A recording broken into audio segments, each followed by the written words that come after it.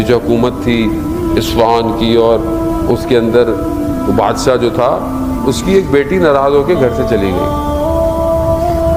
بادشاہ کو پتہ چلا، ڈھونڈتے رہے، نہیں ملی، رات گزر گئی، صبح ہوئی، دیکھا بیٹی خود واپس آ گئی۔ بادشاہ نے پوچھا کہ بیٹی صحیح ہے، سالم ہے؟ کہاں سالم ہے؟ کہا بلاؤ۔ کہا کہاں گئی تھی رات؟ کہا ناراض ہو کے نکل گئی، شہر سے ہوتی ہوتی بازار، رات ہو گئی۔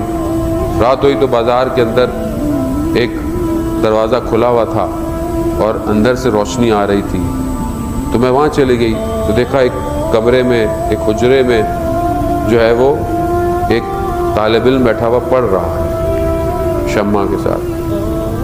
تو کہتے ماما چلی گئی اور میں نے وہاں رات گزاری۔ کہا اس نے تمہیں دیکھا؟ کہاں اس نے ایک دفعہ دیکھا جب میں گئی۔ کہا اس نے کھانے کو کچھ دیا؟ کہاں اس کے پاس پیاز اور روٹی تھی۔ کہا اس نے کیا کھایا؟ کہا اس کے پاس اتنا ہی کھانا تھا جو اس نے مجھے دیا۔ کہا اس نے اور کچھ نہیں کیا؟ کرن نہیں۔ کہا اس کو بلاؤ، طالب علم۔ اس طالب علم کو بلایا، اسے پوچھا کہ تم نے میری بیٹی کو دیکھا تھا؟ کہاں ایک دفعہ نگاہ پڑی جب وہ آئی۔ کہا کیا ایسا آخر کیا وجہ تھی کہ پوری رات وہ تمہارے کمرے میں رہی، تم نے اس کو دیکھا تک نہیں دوبارہ؟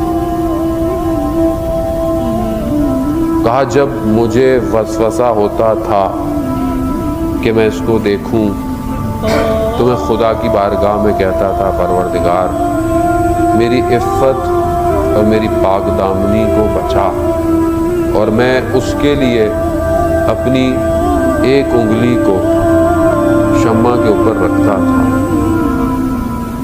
اور اس طرح میں نے پوری رات گزار دی۔ پھر اس نے اپنے اندر سے اپنا ہاتھ نکالا، اس کا پورا ہاتھ جلا ہوا تھا۔ خوف خدا، خوف خدا۔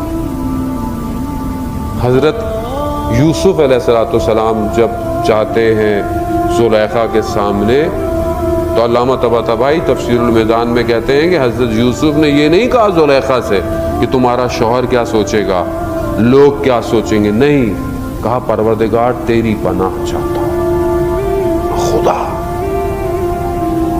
یعنی خدا کی طرف، اصلا اپنے اوپر نہیں ہے، نبی ہے، صالحین میں سے، صدیقین میں سے، مگر یہ نہیں کہا کہ میں بچ، نہیں، کہا تیری پناہ پروردگار تو بچانے والا ہے۔ کہا یوسف کو مڑ جاؤ۔ یوسف 7 بند دروازے کھول دیے۔ جو خدا یوسف کے لیے 7 دروازے بند کھول سکتا ہے وہ ہمارے لیے بھی کھول سکتا ہے۔